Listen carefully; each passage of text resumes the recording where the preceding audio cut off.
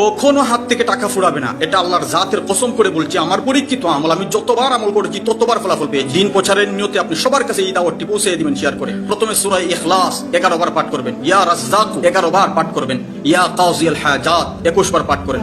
ইনশাআল্লাহ যে কোনো সময় এই আমলটি করেন, আল্লাহ টাকা দান করবেন। কত কোটি টাকা ঋণ আছে আপনার? যদি 1000 থেকে বলি তাহলে হয়তো আপনি হেসে ফেলবেন। ধরে নিলাম কোটি কোটি টাকা।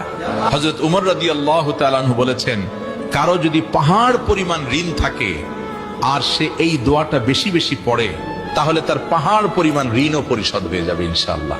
দোয়াটি হলো, আল্লাহুম্মা কফিনি বিহালালিকা আন হারামিকা ওয়া আগনিনি বিফাদলিকা আম্মান সিওয়াক। দোয়াটি আপনি নিজে আমল করুন ও